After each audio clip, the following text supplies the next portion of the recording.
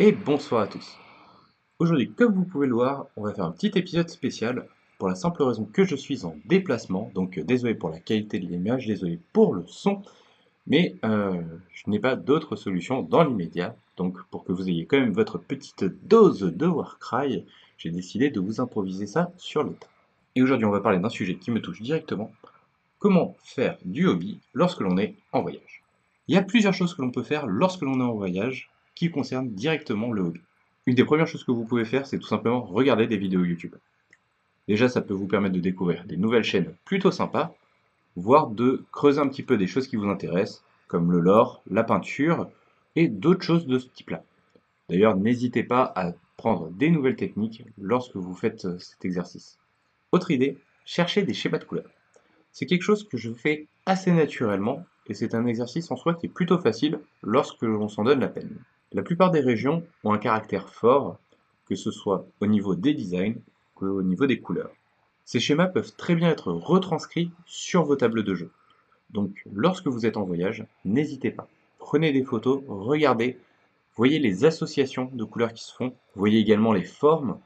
Bref, essayez de comprendre vraiment qu'est-ce qui fait l'essence d'une région et si elle vous plaît, eh bien vous pouvez toujours essayer de la retranscrire sur votre table. Sans surprise, j'adore faire des listes. C'est sûrement une des choses les plus faciles à faire lorsque l'on est en voyage. En effet, il vous suffit d'avoir votre livre, voire une vidéo bien sentie avec tous les points indiqués à l'intérieur. Ça va vous permettre peut-être de créer de nouvelles listes, essayer de créer des listes à thème, découvrir des nouveaux mercenaires. Bref, prenez le temps de vraiment lire et de faire vraiment vos comptes, histoire de développer des nouvelles listes et peut-être découvrir des petites pépites cachées.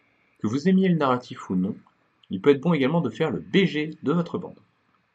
Alors, donnez-lui une histoire, donnez-lui un but, donnez un nom à chacun des personnages.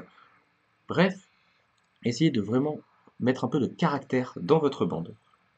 Cela ne la rendra encore que plus savoureuse, et vous pourrez lui faire vraiment toute une épopée fantastique au fur et à mesure de vos parties. Dans la continuité de cette idée, il peut être une bonne idée pour vos alliés, vos mercenaires, votre leader, d'avoir une figurine qui lui est propre. Vraiment qui va représenter l'essence de votre bande, et pour ça, rien ne vaut une conversion.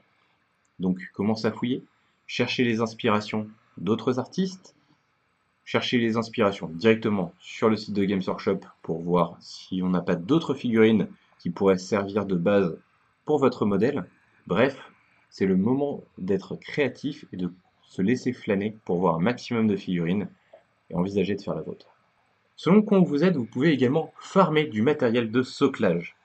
Si vous êtes comme moi et sans gêne, vous allez pouvoir aller dans les parcs et récupérer de la poussière, des racines, du sable et tout ce genre de choses que vous pourrez ramener chez vous. Pour cela, je vous conseille un petit pot à confiture, ça reste toujours efficace. Bref, c'est une bonne occasion, donc ne la dénigrez pas. Et finalement, une dernière chose que vous pouvez faire en hobby lorsque vous êtes en voyage, c'est tout simplement jouer avec de nouvelles personnes.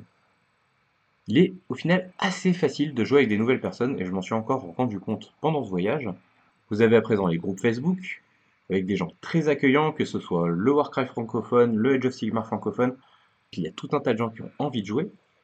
Et même si vous ne voulez pas passer par là, n'hésitez pas à passer dans les boutiques. Vous pourrez sans doute trouver d'autres gens qui partagent cette passion et qui auront envie peut-être de faire une partie avec vous. Et merci à tous de m'avoir suivi pour ce nouvel épisode sur Warcraft un petit peu spécial. Et je vous dis à la semaine prochaine pour le retour à la normale.